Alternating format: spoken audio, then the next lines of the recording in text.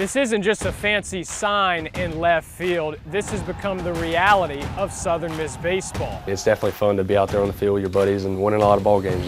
After 46 wins and a second straight Super Regional, the Golden Eagles are growing accustomed to winning. We're like entertainers and they're paying to come watch us play. As soon as you put that jersey on, you have a job to do. The only thing eluding them since 2009 is a trip to Omaha. It motivates you more to be more focused, work harder, because, I mean, to know you're right there. You got to believe it. And that's kind of the mantra we want to have, that, you know, why not us? Southern Mississippi, USA!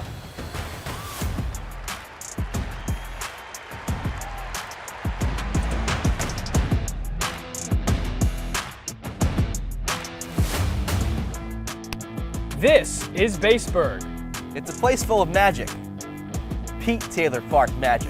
And with the recent success here at Southern Miss, the expectations have never been greater. And the levels of excitement have never been higher. In 6 years as USM's pitching coach, Christian Ostrander built a unit to be feared on the mound.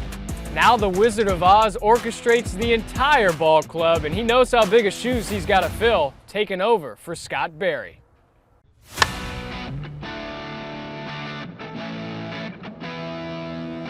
I remember you saying, I think the first time you ever threw a college baseball was in this ballpark. What do you remember about that outing? Well, we were playing Meridian Community College, and Coach Palmer was the head coach, and Coach Berry was the assistant coach. That would have been the fall of 1992. And what I remember is they were really good, and they were hitting missiles off of me out here, and thank God I didn't get hurt. But you know, this place it's very ironic, you know, with all that and just the whole relationship, you know, that have Coach Palmer and Coach Berry that went back to 1991. And when I tried out for them, I'm not calling it coincidence and stuff like that, but it is pretty neat to see how it all's unfolded. You know, the culture's set here, right? You know, with what Coach Palmer, Coach Denson, and Coach Berry have kind of built, the challenges of following in his footsteps, I guess, but how much you look forward to that as well. Yeah, honestly, for me, I think it's a privilege. I don't look at it as a challenge. There's not going to be another Scott Berry, and I don't think there's another one of me either. And you know, and I don't want that to come across as arrogant or, you know, egotistical. It's you know, it's confidence in what you do. Coach Berry did it so well. The time with him, you know, again, I paid attention. I've seen what it takes to, you know, the whole you know, everything about Southern Miss baseball, not just on the field, but off the field. So it's an honor, you know, to be the next guy. For him to believe I was the right guy to be his, you know, successor, that means the world to me. And I want to make him proud. It is a big challenge, big shoes to fill, you know, and all that stuff. But I like that bullseye, that crosshair right there, and so forth. So. You know, ready to get going. And I'm thinking back to your opening press conference. You talked about how the goal is to get back to Omaha and win the last game. Sure. Why do you believe that's possible here at Southern Miss? Yeah, that's our goal. If you don't believe that, you know, that you can't do that, if you don't believe you can do that and stuff, then what are we doing? You know, and the message we're preaching to these guys and so forth. Now, that said, it's hard to win a college baseball game. It's hard to win a conference championship. It's hard to win a regional. We see how hard it is to win a super and so forth. So to do that, to be in a position where you have a chance to play for and win a national championship, it's not easy. Why, you know, there's no reason to think this program can't do it. You got to believe it. You know, if you don't believe, you know, I had somebody tell me a long time ago, you know, if you don't believe in yourself, nobody else will.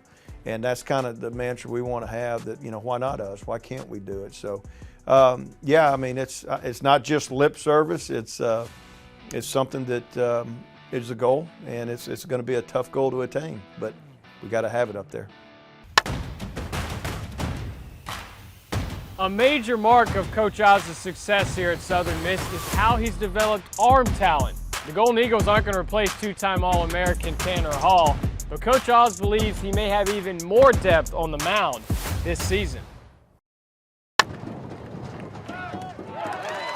124 strikeouts and 112 innings is what Southern Miss will be missing this season, not to mention a swagger Tanner Hall brought to the pitching mound. But Coach Christian Ostrander sees it as an opportunity for other guys to emerge. You don't replace a Tanner Hall, back-to-back first-team All-American. You don't replace that. You know, somebody else, and I don't want whoever's throwing on Friday for us this year to feel like they have to replace that. You know, be them, be who they are. Yeah, there's some holes to fill, but we got a lot of good dudes back that gained a lot of experience last year. D1 Baseball's Sunbelt preseason pitcher of the year, Nico Mazza's likely to factor into Coach Oz's weekend rotation, as is veteran Billy Oldham, grabbing 8 wins and 13 starts last season. Lefties Cross Sibley and Chandler Best both make strong cases for the Sunday role, with unflappable Will Armistead and promising sophomores J.B. Middleton and Colby Allen waiting by to provide quality innings. It's a bigger group. Last year, I remember, felt like there was like 12 of us. This year we got like about 20 pitchers, maybe 21. In my 5 years here, we've had some really deep staffs, and I think this staff can be up there, mentioned with them. We have a lot of new guys that a lot of people might not know about yet, but they will for sure. There's just a lot of people that can step into different roles as needed throughout the season, and it's going to be really exciting. And then there's the unknowns, who will eventually become stars when their moment comes. And while the Golden Eagles lose household names like Tanner Hall and Justin Storm, they gain much-needed depth. Last year we were thin. You know, I was the first one to tell you, and I knew it.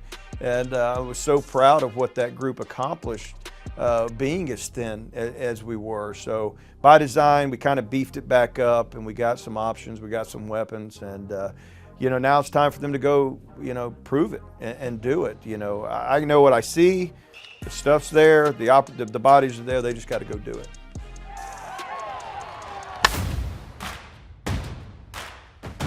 USM's infield in 2024 is dramatically different from last season.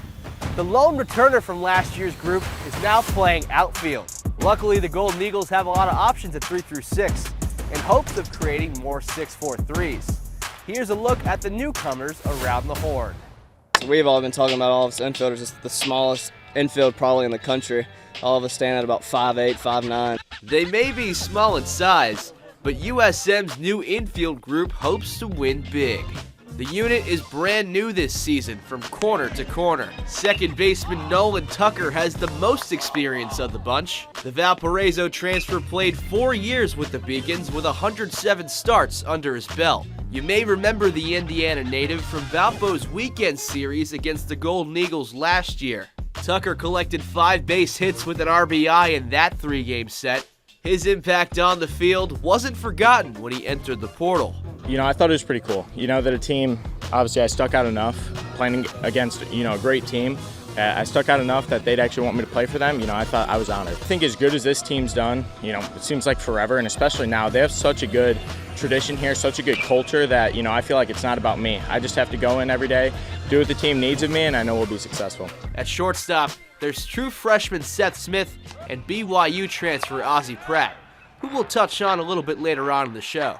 Meanwhile, 2 Giants are in the mix to start at first base. Redshirt junior Braden Luke and the one they call Bull, Matthew Russo. Russo spent 2 years learning behind fan favorite Chris Sargent, who's since graduated. Great player. I've learned how to develop myself through the struggles through him, because I mean, he didn't have the best year last year. He was struggled, so, and he always kept pushing. As the season went on, he got better. His defense was very good. I hope I can match that. I really think I can. So. At third base, you can't replace a player like Danny Lynch, but USM feels like they have a star in the making with Gabe Broadus. Broadus is a JUCO transfer from Pearl River, excited to finally be at the Division I level. Broadus put up first-team numbers as a Wildcat. His entire life, however, the Alabama native has never spent time at the hot corner. Luckily, Danny, now known as Coach Lynch, was able to lend a hand. He's kind of took me under his wing and just helped me out, like all the fundamental stuff and just all the prep steps and just the stuff to be prepared for a ball hit to me. And we've been working on that all fall, and I feel like he's done a great job working with me to get me where I am right now. While there may be some growing pains at the start, this group is embracing the challenge of maintaining the program's tradition of excellence. Overall, I just want to bring the energy all day, every day. That's something I pride myself in, bringing energy. Very talkative, kind of similar to what Danny was in a way. Not as much as Danny, but. But we know we're new faces, but it's still the same coaching staff. We're still doing the same drills every day, and it's a great unit. We're really close, and I think we're going to be real good this year.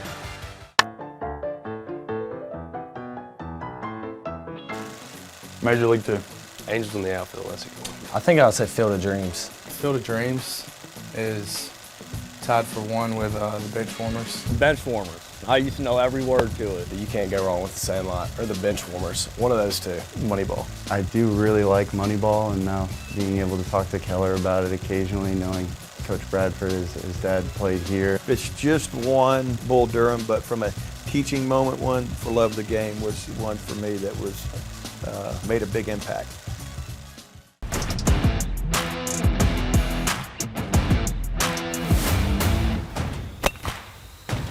I can't hit home runs, but Slade Wilkes sure does know a thing or two about going yard. 4 years of playing baseball at the Pete has shaped the Bunker Hill Bomber into the elite player he is today.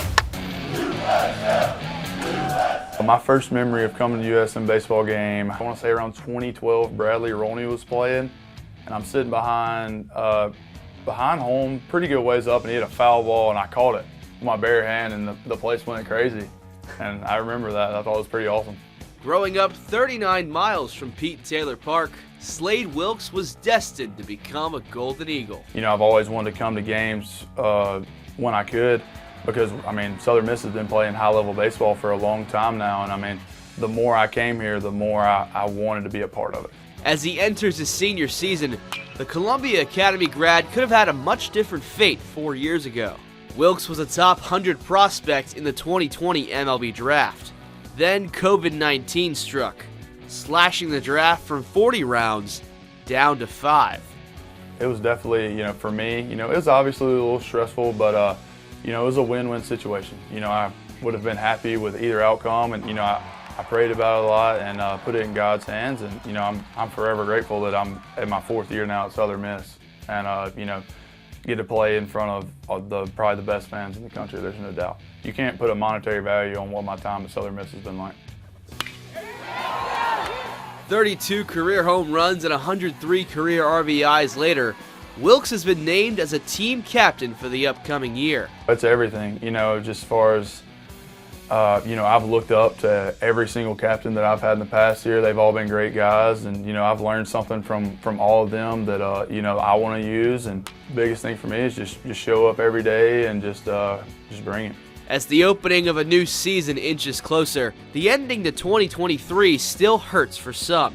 The Golden Eagles were 1 game shy of going to the College World Series in Omaha. Their loss to Tennessee on their home turf is one that Slade carries with him. It's something that'll forever be in my mind, and that's the kind of things that push you to be not only a better baseball player, but just a better man, just something that drives you. As Wilkes and his team prepare for a new era in 2024, the vision for the program to break through is clear as day. It's been really awesome to see how quick that this team has gelled and came together, and it happened really fast. We've got a good group of guys here, and it's been a lot of fun so far.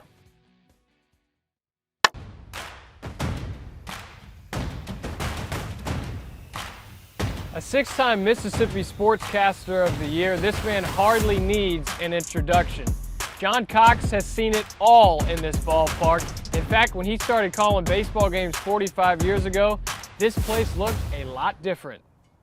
Growing up, that's what I wanted to do. I wanted to be a sportscaster, baseball in particular. Grew up listening to, my dad was a Cardinals fan. We listened to Harry Carey and Jack Buck through the Cardinal games on KMOX radio, and I thought, could there be a better job than doing that? John Cox packed up his Ford Maverick and drove 700 miles from Middletown, Ohio to Hattiesburg, thinking he was going to be a star basketball player at Southern Miss. After a couple years of junior varsity, Cox got a crack at his first radio broadcast calling baseball in the spring of 1978. I don't know if they gave me a chance, or I probably pestered them enough before they finally let us do some games on the campus radio station at the time.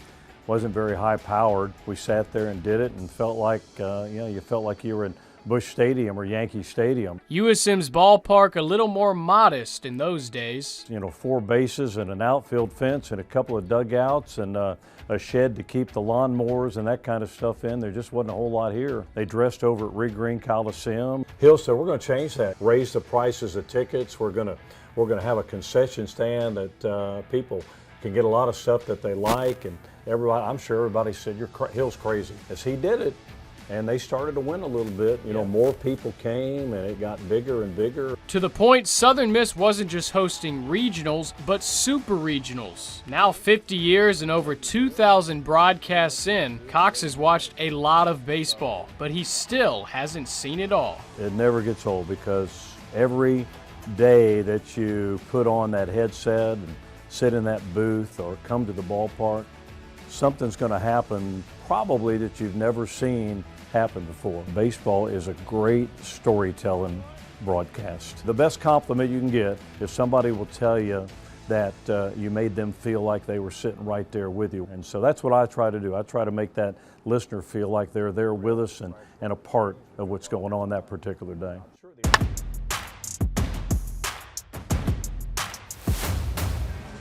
Oh, God. Hold on, let me think who's actually hit. Pitchers can't really hit. It's probably not fair to say Nick Monaster. Yeah, he's a fringy dual guy. I'm gonna say Nico Mazza. I'm gonna say Nico Mazza. I think myself is a pretty good guess. JB Middleton. JB. Probably Jackson Parker. I would say, I heard he used to hit a ton of nukes in high school. Jackson Parker. Southern Miss reeled in over 10 new players via the transfer portal this offseason. With so many new faces on the team, we figured, what's the best way to get to know a guy? The only way baseball players know how, playing catch. Ozzie Pratt, BYU transfer. So tell me, the transfer portal is pretty prominent in today's game. So what's the detailed process when you're getting ready to do that and leave a school? Well, my uncle was the head coach at BYU, so it was a little bit of a rough conversation when I had to sit down at the end of the season and kind of tell him, but he understood. He's a good guy. I just want to get a little bit closer to home and go win some baseball games. Came down to Southern Miss for some workouts and stuff, really loved it, never knew much about it. Then I kind of started to learn a lot more, and they were in the super regional at that time, and I came on my visit a week before the super regional, and it was just, and I saw the priest blessing the field, and when I saw that, I knew this the place where I was supposed to be. That was just awesome. I didn't see that anywhere else. So tell me about the team. There's a lot of guys on the Golden Eagles that have been here for a while. They've seen Coach Barry.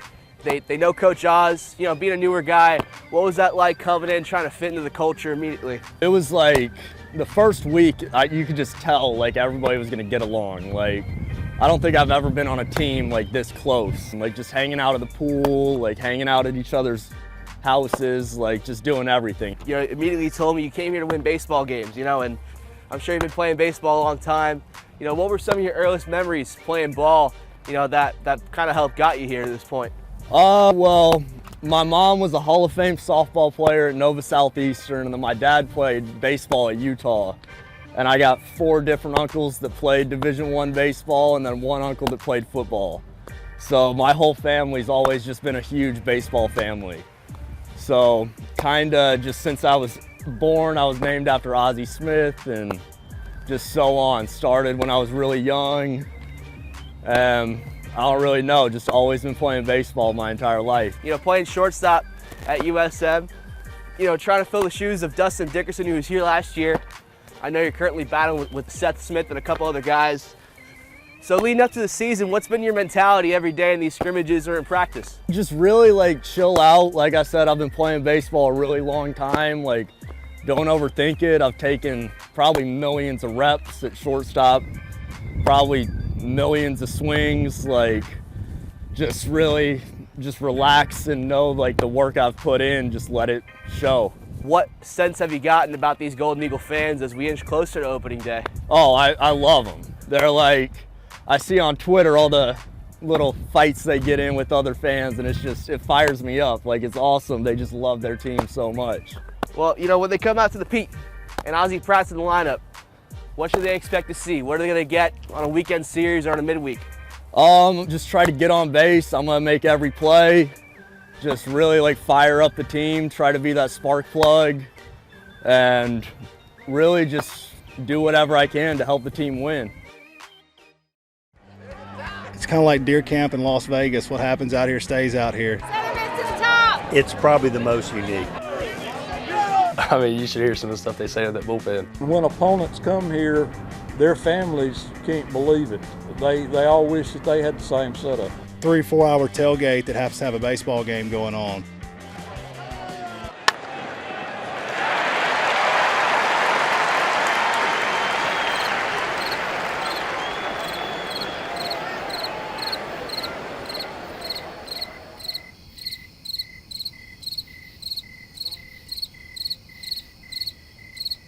It doesn't feel the same without music. Well, that's because we're missing college baseball's favorite pastime, the walk-up song. We got the scoop from a few Golden Eagles of what you could expect to hear at the ballpark this season. The modern era of the walk-up song in baseball took off in the early 1990s. Ever since, every professional and collegiate ball player has stepped up to the plate at the beat of their own drum. My walk-up song is, I think I'm going to keep the same one from last year, Every Time We Touch by Cascada. Lay Low by Tiesto. Molotov by Bones. Love Tonight by Shouse. Shoot from the Hip by Brothers Osborne. All the Above by T-Pain and Mano. In the case of Billy Oldham, his walkout song was never actually his to begin with. So I had a friend at my old school. It ended up being his, and he was going to transfer to Division I, but he wasn't able to. And I was a big fan of it. I asked him if I could use it, and he said it was okay. I didn't want to just take it, so I asked him, and he let me have it, and everyone seems to like it. Now, we can't play these songs due to obvious TV rules, so instead, we asked the players to sing them. I can't sing it though. Not much of a singer, so you're going to have to come to the game if you want to hear it. It's got a cool Wicca Wicca or whatever in there. I'll tell you this, it's like a Western kind of thing, Okay. kind of like a Mexican standoff. I done been through the pain and the sorrow, the struggle is nothing but love. I'm a soldier, a rider, a getter, a survivor, and all the above. Then it's like, all the above. Yeah, it's like that. Southern Miss baseball under the lights. There is nothing quite like it. That's right, this is just the calm before the storm, because in less than 24 hours, this place is going to be rocking. Yeah, and don't forget to join us all season long for this 2024 journey right here in Baseburg. Southern Miss to the top.